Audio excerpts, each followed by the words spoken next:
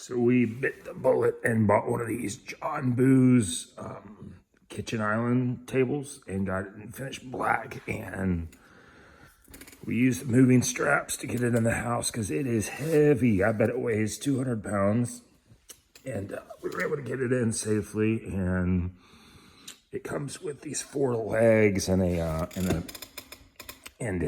shelf. And we'll show you all that here in a moment. But the finish on it's really high quality.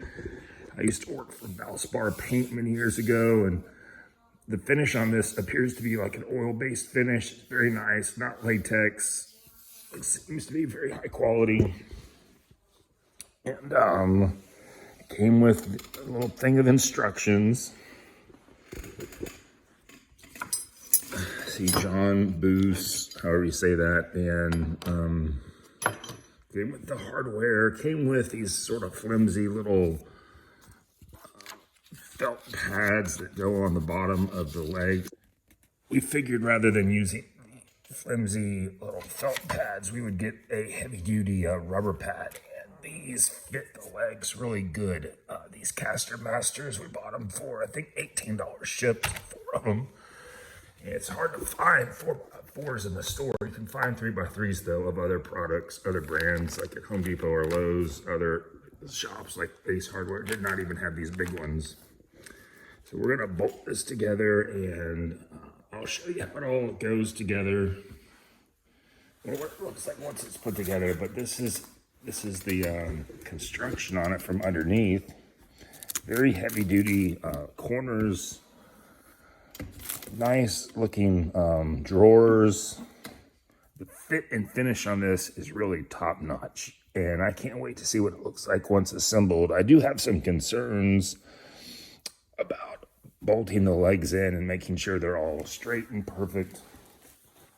It did come with these heavy duty bolts though. It says you need to have a 7/16 or 9/16 wrench or socket to put together. So we're gonna use these to put it together, and we'll show you what it looks like once it's assembled. Gonna go right there in the kitchen. Really like the way this on top looks. Really sharp looking. Let's look at some things up close on this before we assemble it, just so we can have it for documentation reasons.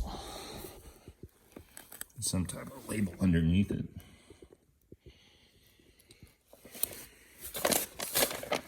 Almost looks like that's what, 2.5 inches thick or something like that. I really like these brackets, really heavy duty looking.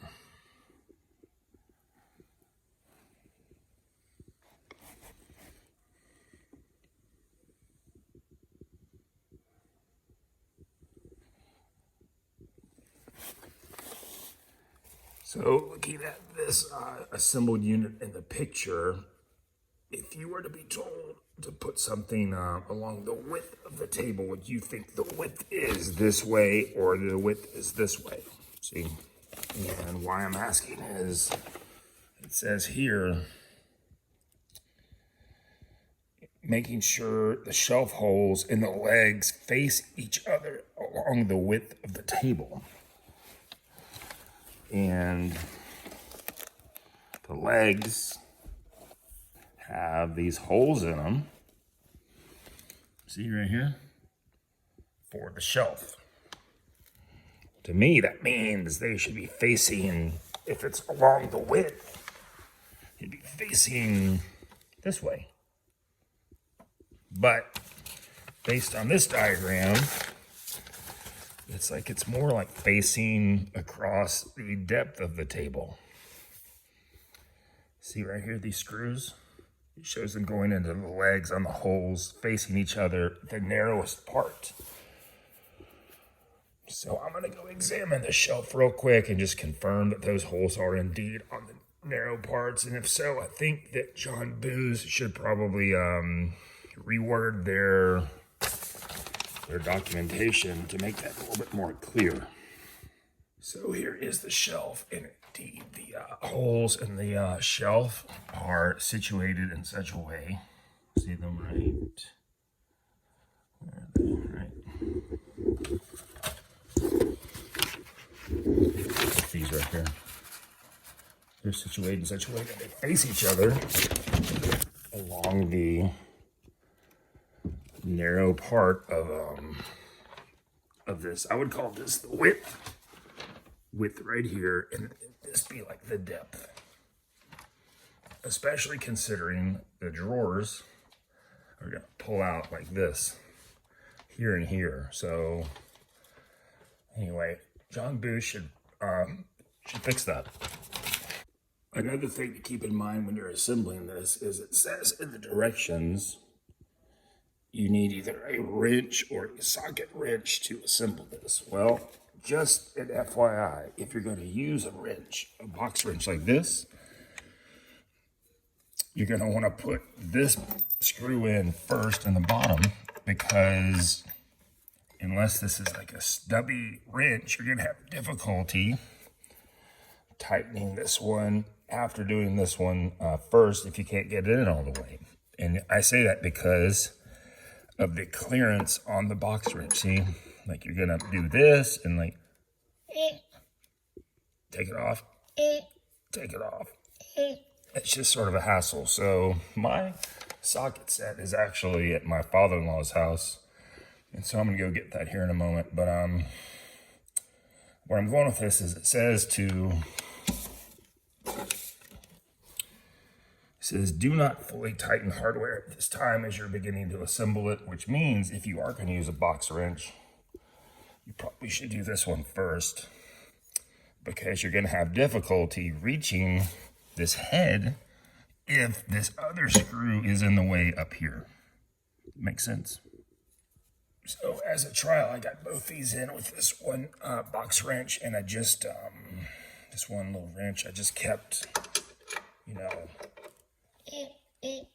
for both of them. And given the pitch, the angle of this side, I was able to even get in here later after doing this one to be able to tighten. So you can use this. It's just maybe not going to be as quick as if you were to use a socket wrench or socket set. All right, I've got the legs in place, and I did that with just a regular old wrench. And they're not cinched down. They're a little loose. I'm gonna put in the shelf, and then we're gonna tighten everything down per their instructions. But what I find interesting is these legs, which are 4x4. If you look at them just right, they actually look like they may be 4 pieces of wood glued together. See that? There's like distinct lines, like a line here, a line here. See that? It's just interesting looking. I don't know why that is. Not that that's bad, it just is of note. All right, so I've got the shelf in place, and that was pretty easy to do, and I did not cinch it down all the way. The instructions say to get the shelf in place, not cinch down, and then do the legs, tighten those down, then tighten this, and then you're good to go. And these are these Castermasters. Look how smooth and perfect they fit on here. And that looks good, and that's not going to slide on the floor. And maybe these little felt ones they included will be nice, but we're not going to use them on that floor. And these were, like I said, around $17 to $19 on Amazon. Anyway, here we go. Let's get this thing in place. So we finally got this in place, and it looks great. We did use these Castermasters on the bottom, and they're perfect. Look at that. They look like they're made for it.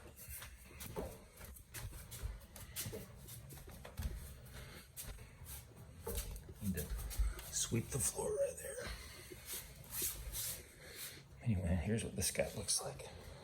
We have not oiled the top yet, but we need to. And I will show you an after video of what that looks like.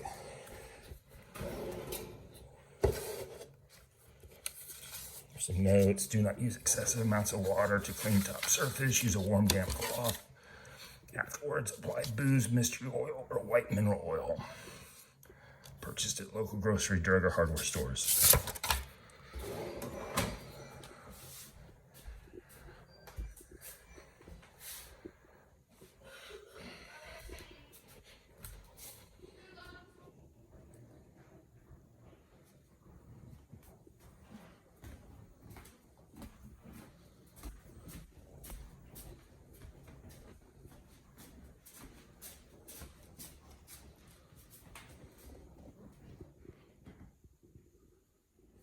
So here it is with a couple of coats of the oil on top of it, and it looks really good. We're gonna put another coat on today, and it looks really nice.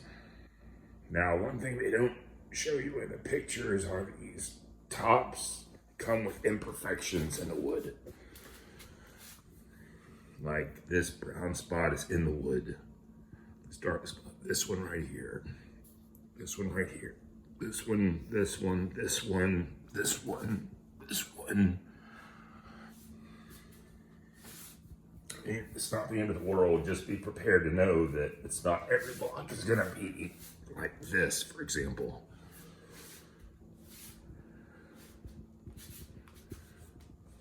But you know what? It looks really nice, and we really love it. And thanks to Castermaster for their really nice feet. Look at the drawers real quick.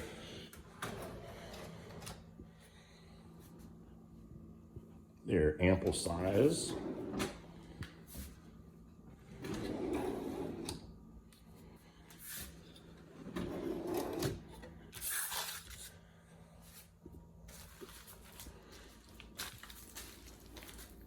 Rugged and sturdy.